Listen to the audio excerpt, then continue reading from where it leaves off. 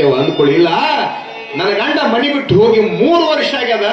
ಆತ ಬದುಕ್ಯಾನೋ ಇಲ್ಲೋ ಗೊತ್ತಿಲ್ಲ, ಉಂಡಾನೋ ಇಲ್ಲೋ ಗೊತ್ತಿಲ್ಲ, ಅದಾನೋ ಸತ್ತಾನೋ ಗೊತ್ತಿಲ್ಲ, ಹೋದವ ಅತ್ತಾವೇನೋ ಹೊಳಿ ಬಂದಿಲ್ಲ.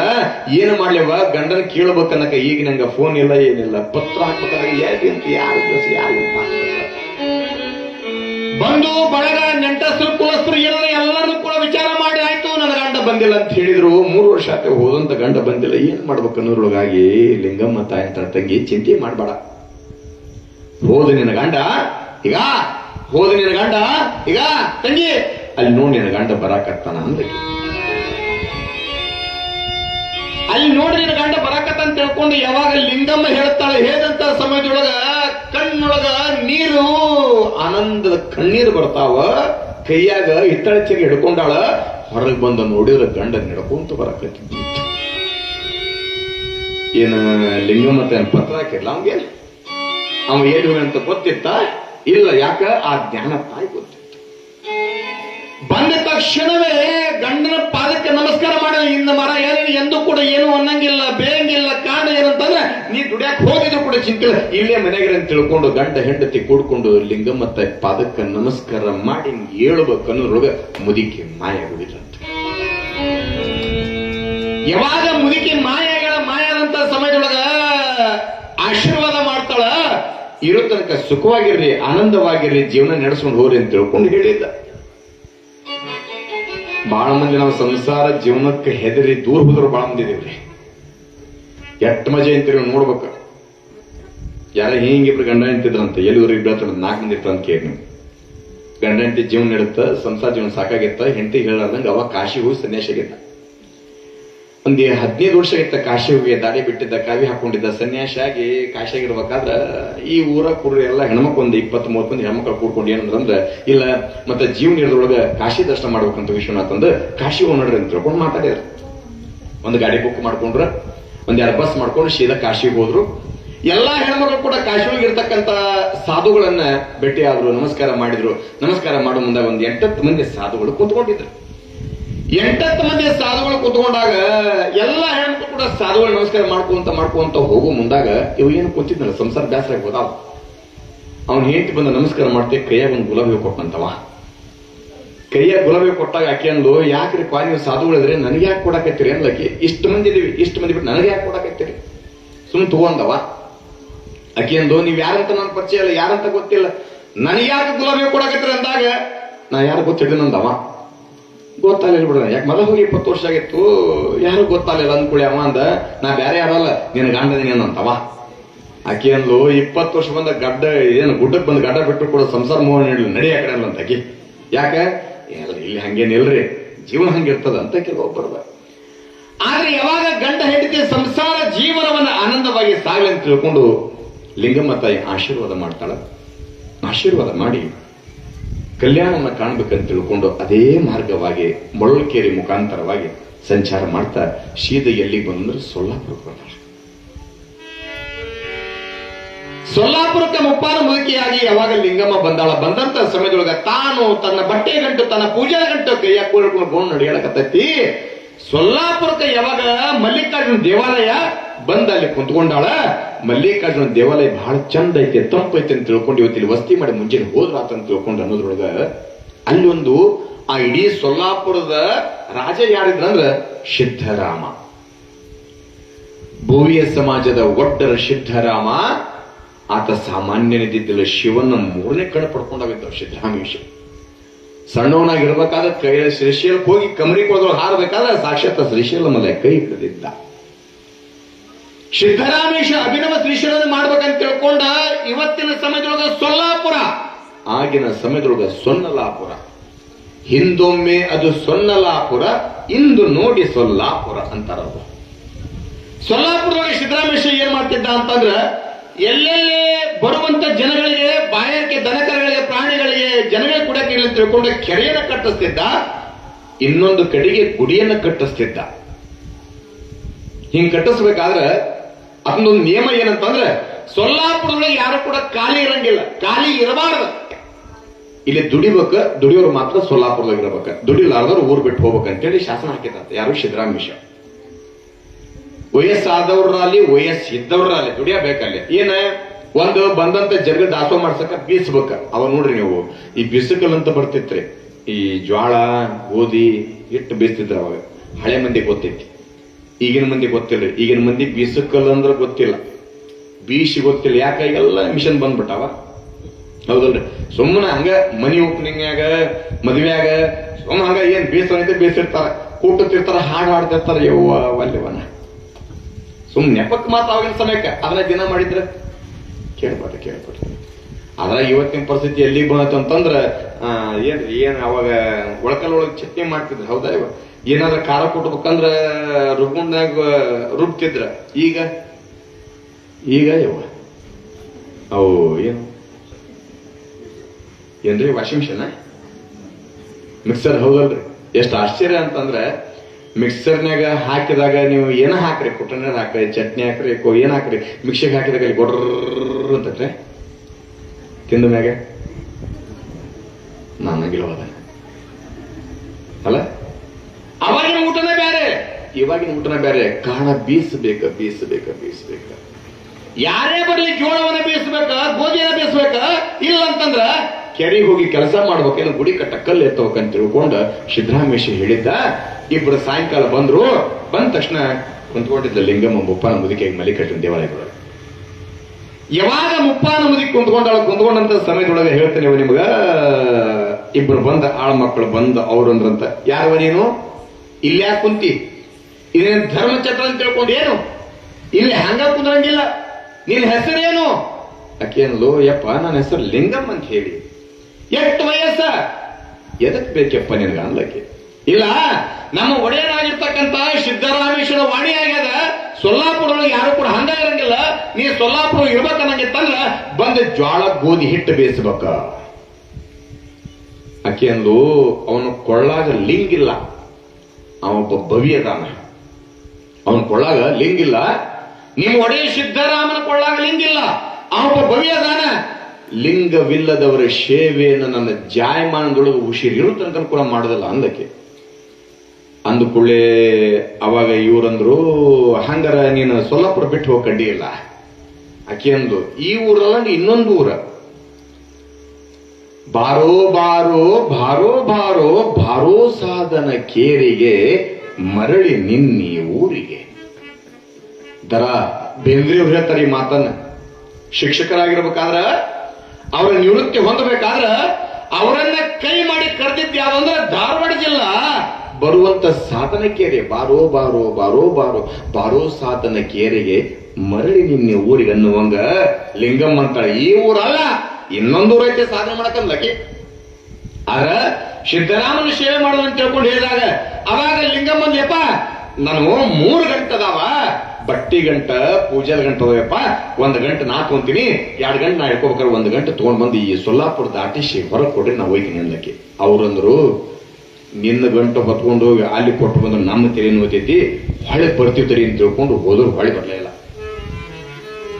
ಹೊಳೆ ಬರ್ತಿದ್ರಿ ಅಂತ ತಿಳ್ಕೊಂಡು ಹೋದವರು ಮರಳಿ ಬರ್ದೇ ಇರುವಂತ ಸಮಯದೊಳಗ ಲಿಂಗಮ್ಮ ವಿಚಾರ ಮಾಡಿದ್ರು, ಈ ಊರೊಳಗೆ ಇರಬಾರ್ದು, ಇಲ್ಲಿ ಸೇವೆಯನ್ನು ಮಾಡಬಾರ್ದು ಅಂತ ತಿಳ್ಕೊಂಡು ಅನ್ನೋದ್ರೊಳಗಾಗಿ ಆಶ್ಚರ್ಯ ಕೇಳಿರ್ತಾಯಿ. ಹೆಂಗೈತಿ ಲಿಂಗಮ್ಮ ತಾಯಿ ಭಕ್ತಿ. ಅಭಿನವ ಶ್ರೀಶೈಲವನ್ನಾಗಿ ಮಾಡಿರ್ತಕ್ಕಂಥ ಸುನ್ನಲಾಪುರದ ಶ್ರೀಗಿರಿ ಮಲ್ಲಯ್ಯ ಮುಪ್ಪಾನ ಮುದುಕನಾಗಿ ತೆಲ್ಲಿಗೆ ರುಮಾಲ ಸುತ್ಕೊಂಡು ಕೈಯಾಗ ಬೆತ್ತ ಹಿಡ್ಕೊಂಡ ಲಿಂಗಮ್ಮ ಹೆಂಗದ ಹಂಗ ಇವನು ಬಂದ. ಮುಪ್ಪಾನ ಮುದುಕ ಯಾವಾಗ ಬಂದಂತ ಸಮಯದೊಳಗ ಕೇಳ್ತಾನಂತ, ಯವ್ವ ನಿನ್ನ ಪೂಜಾ ಗಂಟೆ ಏನದಲ್ಲ, ನಿನ್ನ ಪೂಜಾ ಗಂಟನ ತಗೊಂಡೋಗಿ ಸೊಲ್ಲಾಪುರದಿಂದ ಹೊರಗ ಆಚೆ ಇಟ್ಟು ಬರ್ತೀನಿ, ಆದ್ರ ನಿನ್ನ ಗಂಟು ಹೊತ್ಕೊಂಡು ಬಂದ ಅಲ್ಲಿ ಇಟ್ಟಿದ್ದಕ್ಕ ನನಗೇನು ಕೊಡ್ತೀಯ ಅಂದವ. ನನಗೇನ್ ಕೊಡ್ತೀಯ ಅಂದಾಗ ಲಿಂಗಮ್ಮಂದು, ಯಪ್ಪ ನನ್ನಲ್ಲಿ ಕೊಡಾಕೇನದ, ಬಾಳ ಅಂದ್ರ ಒಂದು ತುತ್ತ ಅನ್ನ ಉಣಿಸ್ಯಾನ ಅಡಿಗೆ ಮಾಡಿ, ಬೇಡ ಪೂಜೆದ ಗಂಟೆ ಕೊಟ್ಟೇನ, ಇದನ್ ಬಿಟ್ಟು ನನ್ನ ಕಡೆ ಏನಿಲ್ಲ ಅಂದಾಗ ಅವಾಗ ಅವಾಗ ಆ ಮುದುಕನ್ನಂತ, ಹಂಗ ನಂದೊಂದು ಆಶೀತ ಈಡೇರಿಸ್ತೇನವ. ಏನ್ ಕೇಳ್ತಾಯಿ ಅಂದಾಗ ಆ ಮುಪ್ಪ ಮುದುಕಂದ, ನೀ ಎಲ್ಲಿ ಹೇಳ್ತೀಯ, ಎಲ್ಲಿ ಮಠ ಅಂತೀಯ, ಅಲ್ಲಿ ಮಠ ಬಂದು ಗಂಟೆ ಇಡ್ತೀನಿ, ಆದ್ರೆ ನಿನ್ನ ಕೈಯಾಗಿನ ದ್ವಾಶಿ ಮಾಡಿ ತಿನ್ನಿಸ್ಬೇಕ ನನಗ ಅಂತವ.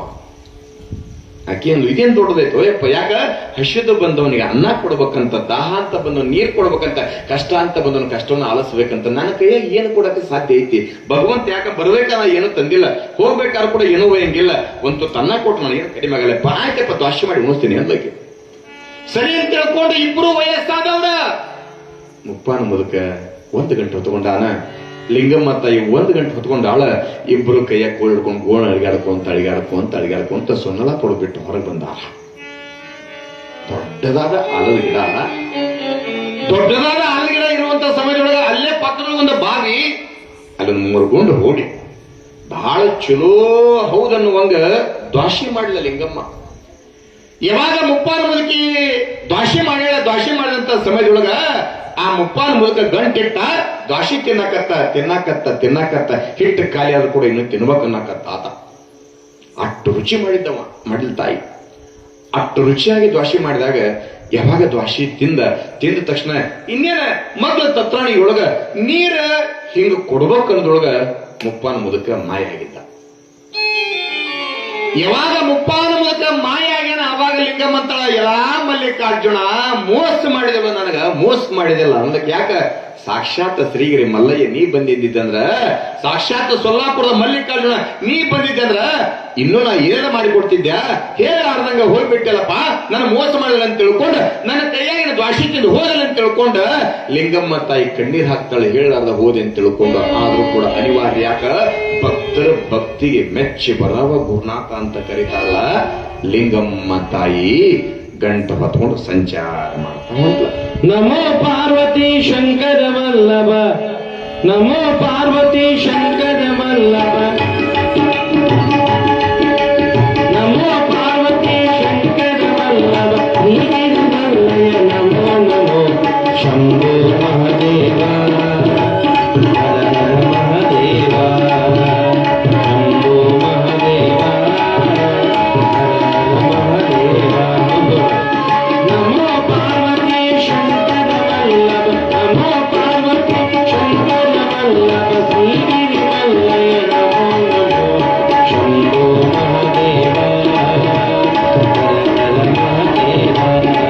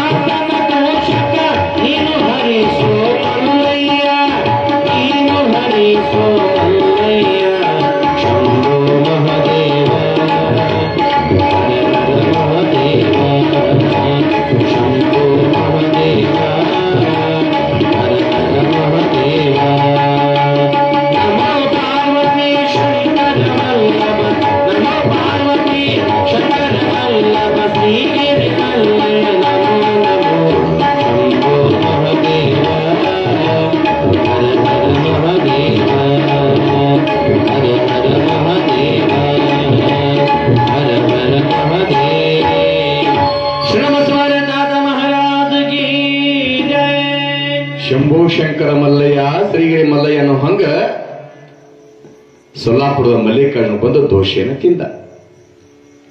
ಯಾವಾಗ ಆಶೀರ್ವಾದ ಮಾಡಿ ಹೋದಂತ ಸಮಯದೊಳಗೆ ಲಿಂಗಮ್ಮ ತಾಯಿ ಸಂಚಾರ ಮಾಡ್ಕೊಂತ ಹಳ್ಳಿಗೆ ಏಕರಾತ್ರಿ ಪಟ್ಟಣಕ್ಕೆ ಪಂಚರಾತ್ರಿ ಅನ್ನೋ ಹಾಗೇನೆ ಶೀದ ಎಲ್ಲಿಗೆ ಬಂದು ಅಂತಂದ್ರ ಕಲ್ಯಾಣದ ಸಮೀಪ.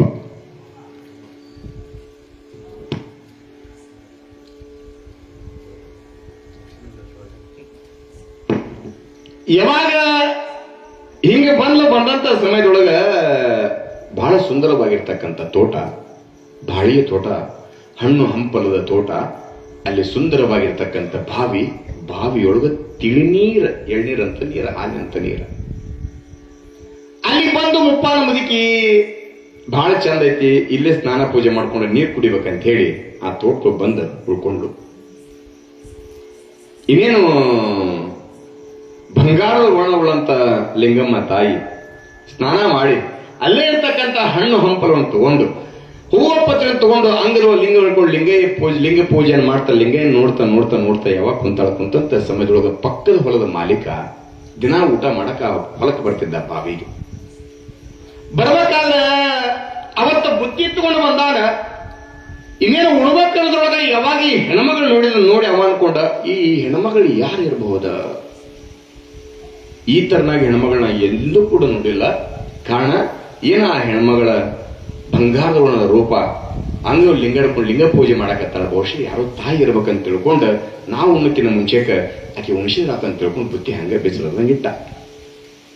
ಲಿಂಗ ಪೂಜೆ ಮುಗೀತು.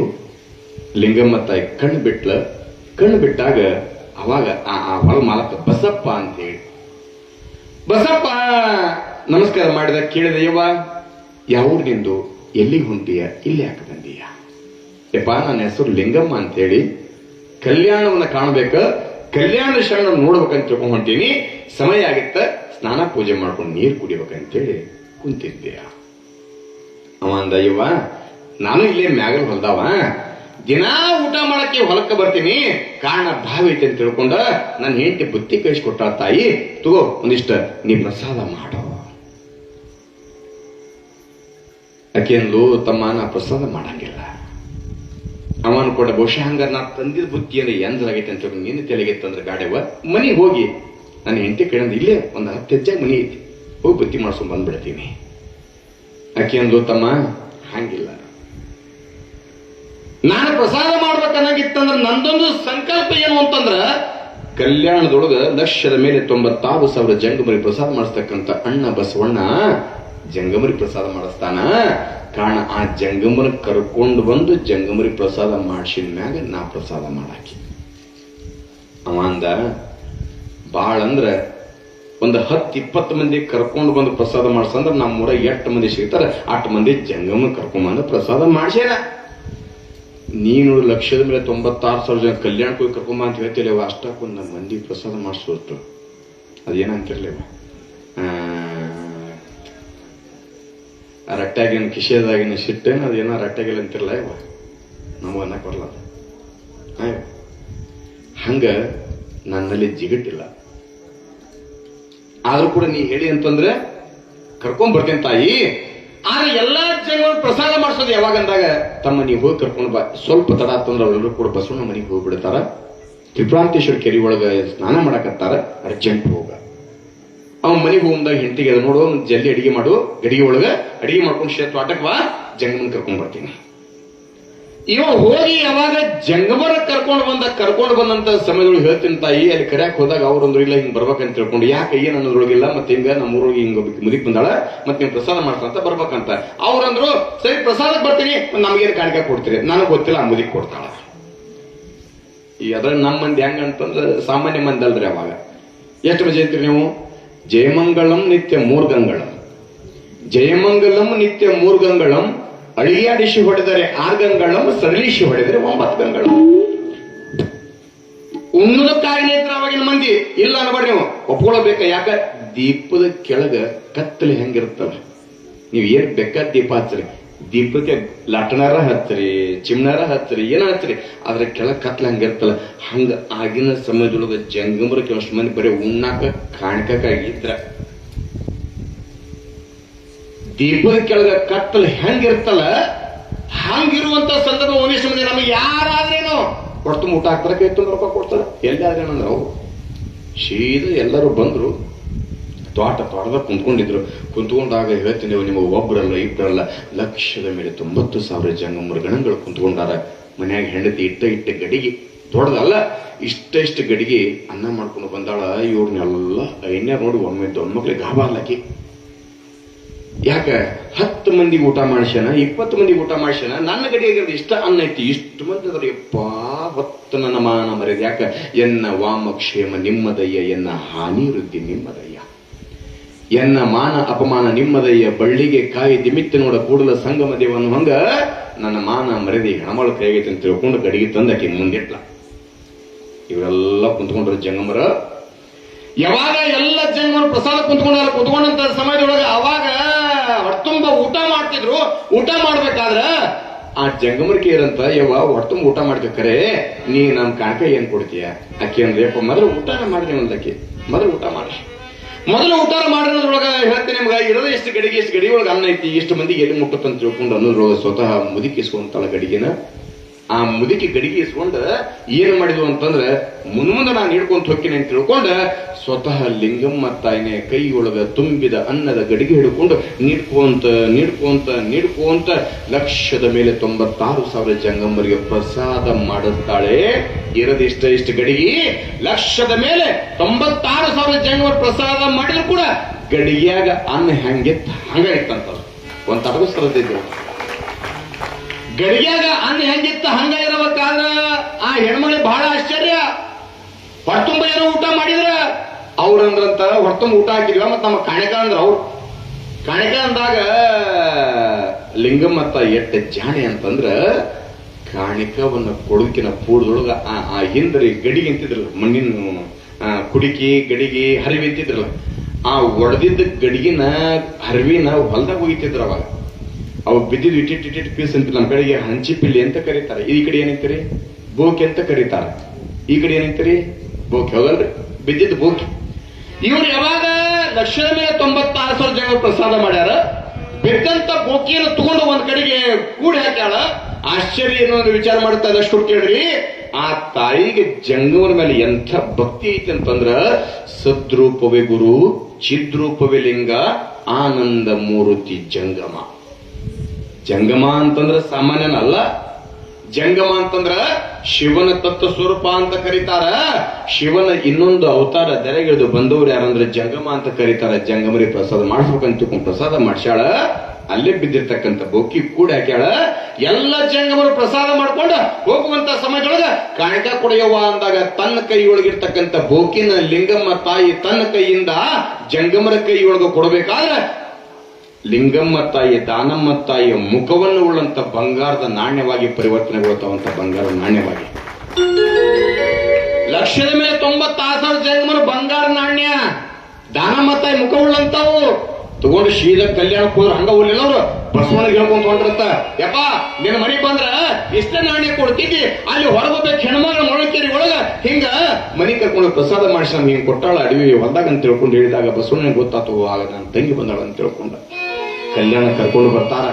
ಕಲ್ಯಾಣದೊಳಗ ಅಲ್ಲಮ ಪ್ರಭುದೇವರ ಆದಿಯಾಗಿ, ಬಸವಣ್ಣನ ಆದಿಯಾಗಿ, ಚನ್ನಬಸವಣ್ಣನ ಆದಿಯಾಗಿ ಎಲ್ಲರನ್ನು ಕೂಡ ಕಂಡ ಇಷ್ಟ ಗಡಿಗೆ ಒಳಗ ಪ್ರಸಾದ ಮಾಡಿಸಿ ಬೋಕಿ ಕೊಟ್ರ ಬಂಗಾರದ ನಾಣ್ಯ ಆಗಿದ್ದಕ್ಕಾಗಿ ಅಲ್ಲಮ ಪ್ರಭುದೇವರು ಒಂದು ಬಿರುದು ಏನ್ ಕೊಡ್ತಾರಂದ್ರೆ, ಯವ್ವ ಇಲ್ಲಿ ತನಕ ನೀ ಬರೇ ಲಿಂಗಮ್ಮ ಆಗಿದ್ದಿ, ಇಲ್ಲಿ ತನಕ ನೀ ಬರೀ ಲಿಂಗಮ್ಮ ಆಗಿದ್ದಿ, ಇನ್ನು ಮ್ಯಾಗ ನೀ ಬರೀ ಲಿಂಗಮ್ಮ ಅಲ್ಲ, ಇನ್ನು ಮ್ಯಾಗ ದಾನಮ್ಮ ಗುಡ್ಡಾಪುರ ದಾನಮಳಾಗಿ ಮೇರಿ ಅಂತ ತಿಳ್ಕೊಂಡು ಆಶೀರ್ವಾದ ಮಾಡ್ತಾರ ಅಲ್ಲಮ್ಮ ಪ್ರಭುದೇವರು. ಯಾವಾಗ ಆಶೀರ್ವಾದ ಮಾಡಿದ್ರೆ ಸಂತೋಷದಿಂದ ಅವಾಗಿಂದ ಆ ತಾಯಿಗೆ ಲಿಂಗಮ್ಮ ಹೋಗಿ ದಾನಮ್ಮ ಅಂತ ಹೆಸರು ಬಂತ. ದಾನಮ್ಮ ಅಂತ ಹೆಸರು ಬಂದಿರ್ಬೇಕಾದ್ರೆ ಅವತ್ತಿನ ದಿವಸ ಕಲ್ಯಾಣ ಹೋಗ್ಕೊಂಡಿರ್ಬೇಕಾದ್ರೆ ಸಾಕ್ಷಾತ್ ಶಿವ ಕನಸೆ ಬಂದು ಹೇಳಿದ, ನೋಡು ನಾನು ಸೋಮನಾಥನಾಗಿ ದರೆಗಿಳಿದು ಬರ್ತೀನಿ, ನಿನ್ನ ಕೈ ಹಿಡಿತೀನಿ, ನಿನ್ನ ಮದುವೆ ಆಗುತ್ತದ, ನಿನ್ನ ಮದುವೆಗೆ ಹರಿಸುವುದಕ್ಕಾಗಿ ಹಾರೈಸುವುದಕ್ಕಾಗಿ ಅಕ್ಷತೆಯನ್ನು ಹಾಕುವುದಕ್ಕಾಗಿ ಕಲ್ಯಾಣದೊಳಗಿರ್ತಕ್ಕಂಥ ಎಲ್ಲ ಶರಣರಿಗೂ ಕೂಡ ಆಹ್ವಾನ ಕೊಟ್ಟು ಬಾ ಅಂತ ತಿಳ್ಕೊಂಡ ಹೇಳಿದ ಸೋಮನಾಥ ಕನಸನಾಗ ಬಂದ. ಅದು ಎಲ್ಲೇ ಜತ್ತದೊಳಗ ಜತ್ತ ಸಂಸ್ಥಾನದ ದೊರೆಯಾಗಿರ್ತಕ್ಕಂಥ ಯೂಸೋಬನ ಕನಸನಾಗ ಹೋಗಿ ಹೇಳಿದ್ರು, ಉಮರಾಣಿಯೊಳಗ ಯಾವಾಗ ತಂದೆ ತಾಯಿ ಚಿಂತೆ ಮಾಡಕತ್ರು, ಚಿಂತೆ ಮಾಡುವಂತ ಸಮಯದೊಳಗ ಸಂಕತ್ಯತ್ವ ಮದುವೆ ಆಗತ್ತೆ ಅಂತ ತಿಳ್ಕೊಂಡು ಯಾವಾಗ ಕಂಡಂತ ಸಮಯದೊಳಗೆ ಎಲ್ಲಾ ಶರಣರು ಕೂಡ ಮದುವೆಗೆ ಆಹ್ವಾನ ಮಾಡ್ತಾಳ. ಇತ್ತ ಕಡೆಗೆ ಸಂಕತೀರ್ಥದೊಳಗ ಒಂದು ಕಡೆಗೆ ಬಳಗ ಕಲ್ಯಾಣದ ಶರಣರಾದ್ರ ಸೋಮನಾಥರ ಕಡೆಯಲ್ಲವರಾಗಿ ಸಾಕ್ಷಾತ್ ಕೈಲಾಸದೊಳಗಿರ್ತಕ್ಕಂಥ ಎಲ್ಲ ದೇವನ ದೇವತೆಗಳು ಬರ್ತಾರ. ಸಂಕತೀರ್ಥಕ್ಕೆ ಬಂದ್ರು. ಅಲ್ಲಿ ಮದುವೆ ಆಗುವಂತ ಸಮಯದೊಳಗ ಆ ಭಾಗದ ಜತ್ ಸಂಸ್ಥಾನದ ದೊರೆಯಾಗಿರ್ತಕ್ಕಂಥ ಯೋಸೋಬ ಆತನ ಕನಸನಾಗ ಹೋಗಿ ಹೇಳಿದ್ರು, ಇಲ್ಲ ಹಿಂಗ ನಂದು ಸೋಮನಾಥರ ಮದುವೆ ಆಗತೈತಿ, ಆ ಮದುವೆ ಎಲ್ಲ ಜವಾಬ್ದಾರಿಯನ್ನ ಎಲ್ಲ ಖರ್ಚು ವೆಚ್ಚ ನೇನು ನೋಡ್ಕೋಬೇಕಂತ ತಿಳ್ಕೊಂಡು ಹೇಳಿದಾಗ ಯೋಸೋಬದವ್ರಿಗೆ ಒಪ್ಕೊಂಡ. ಆಗ್ಲಿ ಅಂತೇಳಿ ಊಟದ್ದು ಬರ್ಲಿ, ತಾಳಿದ್ ಬರ್ಲಿ, ಕಾಲುಂಗುದ್ ಬರ್ಲಿ, ಬಟ್ಟಿದ್ ಬರ್ಲಿ, ಏನು ಬೆಕ್ಕದ ಬರ್ಲಿ ಎಲ್ಲ ಖರ್ಚು ಕೂಡ ನಾನೇ ವಹಿಸ್ಕೊಡ್ತೀನಿ ಅಂತೇಳಿ ಒಪ್ಕೊಂಡ. ನಮ್ಮ ಮದುವೆ ಅಷ್ಟೇ ಅಲ್ಲ, ನಮ್ಮ ಮದುವೆಯ ಜೊತೆಗೆ 555 ಸಾಮೂಹಿಕ ವಿವಾಹಗಳು ನಡೀತಾವ. ಆ ಎಲ್ಲ ಮದುವೆ ತಾಳಿ ಬಟ್ಟಿ ಎಲ್ಲ ವ್ಯವಸ್ಥೆ ನಿಂದ ಅಂದಾಗ ಹ್ಞೂ ಅಂತ ಒಪ್ಕೊಂಡ. ಬಂಗಾರ ಎಲ್ಲ ಒಪ್ಕೊಂಡ, ರೆಡಿ ಆಯ್ತು. 550 ಜೋಡಿ ರೆಡಿ ಆದವು. ಮದುವೆ ವ್ಯವಸ್ಥೆ ಭರ್ಜರಿ ನಡೀತು. ಎಲ್ಲೇ ಗುಡ್ಡದಾಗ ಮ್ಯಾಲ. ಯಾವಾಗ ಸಂಕತೀರ್ಥ ಮ್ಯಾಲ ಗುಡ್ಡದಾಗ ಹೋಗ್ಬೇಕನ್ನಂಗಿತ್ತಂದ್ರೆ ರಾಜ ಎಲ್ಲ ವ್ಯವಸ್ಥೆ ಮಾಡಿದ್ದ. ಯಾಡ ಮಾಡಿದ್ದ. ಏನ ಒಂದು ನೀರಿನ ವ್ಯವಸ್ಥೆ, ಇನ್ನೊಂದು ದಾರಿ ವ್ಯವಸ್ಥೆ. ಇವು ಯಾರು ಮಾಡಕ್ಕಾಗಿದ್ದ ಎಲ್ಲ ಹುಡುಕಿದ್ದೆಲ್ಲ ಮಾಡಿದ್ದ. ಏನ ಇಲ್ಲಿಂದ ಮ್ಯಾಲ ಗುಡ್ಡದಾಗ ಹೋಗ್ಬೇಕಲ್ಲ, ಅಲ್ಲಿ ಮಟ್ಟ ನೀರು ಒಯ್ಯಾರ ಯಾರ. ಈಗ ನಂಗ ಪೈಪ್ ಲೈನ್ ಇವೆಲ್ಲ ಇದ್ದಿದ್ದಿಲ್ಲ. ಅವಾಗ ಹೆಂಗ ಮಾಡ್ಬೇಕಂತ ತಿಳ್ಕೊಂಡು ಚಿಂತೆ ಎಲ್ಲ ವ್ಯವಸ್ಥೆ ಮಾಡಿದ್ದ.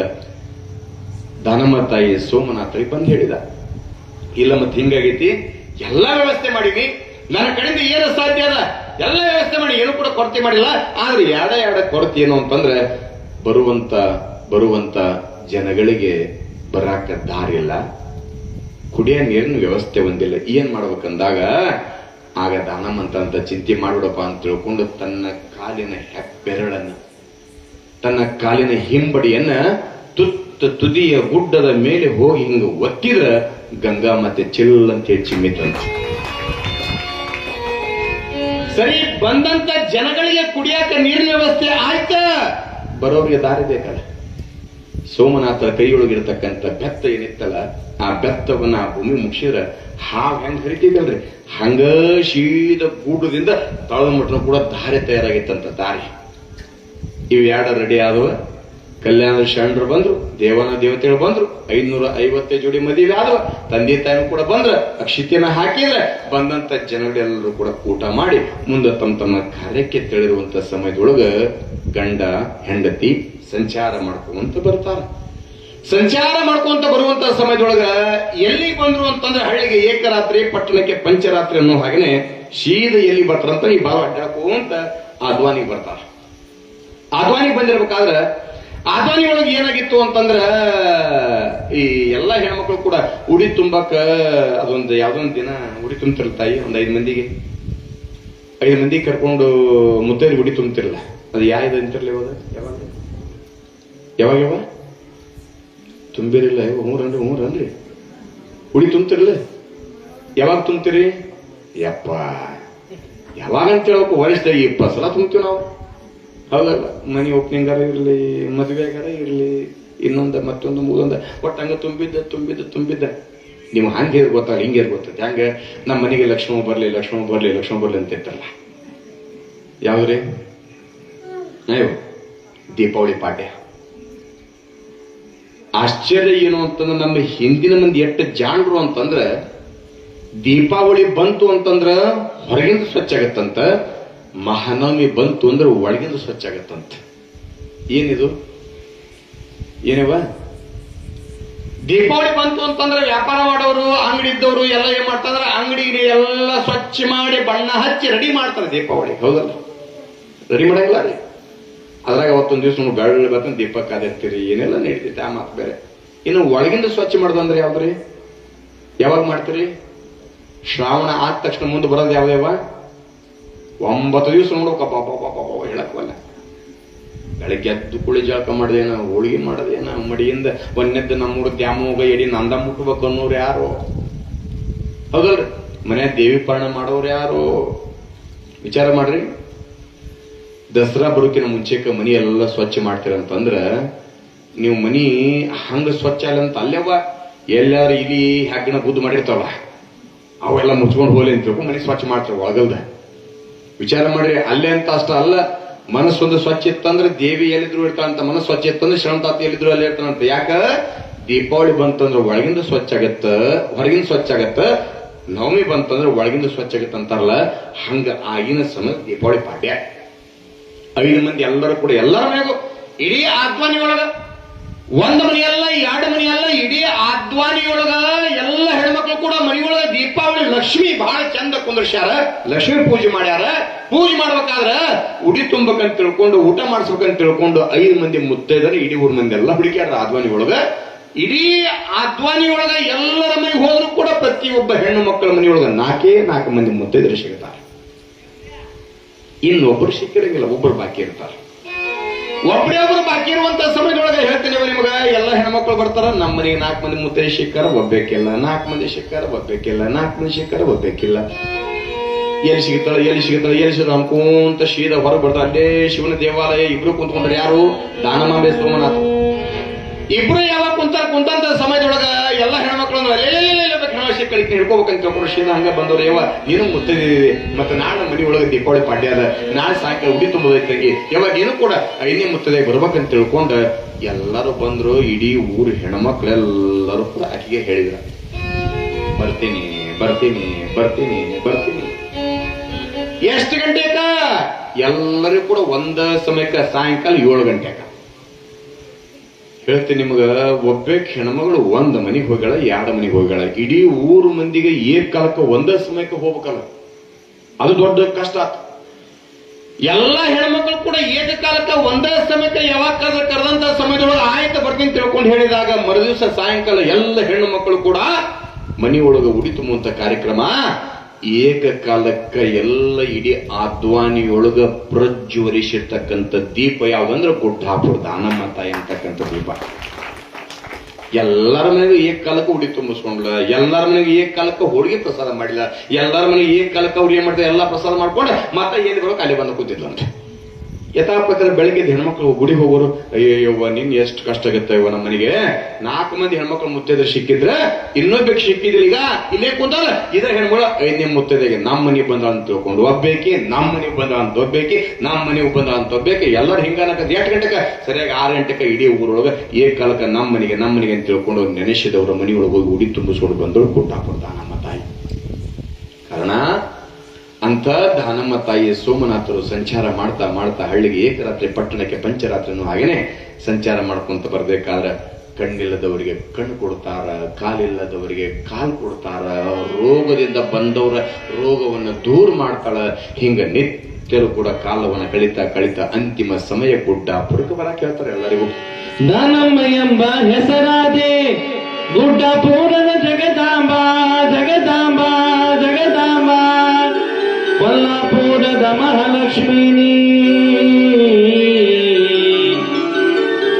ಕೊಲ್ಲಾಪುರದ ಮಹಾಲಕ್ಷ್ಮೀನಿ, ಎಲ್ಲ ದೇವರ ಸಿರಿತಾಯಿ. ಅಂಬಾ ಭವಾನಿ ಜಗದಂಬಾ ಭವಾನಿ, ಅಂಬಾ ಭವಾನಿ ಜಗದಂಬಾ ಭವಾನಿ, ಜಗದಾಂಬ ಗೌರಾಂಬ ಜಗದಾಂಬ ಗೌರಾಂಬ, ಜುಳು ಜಾಪ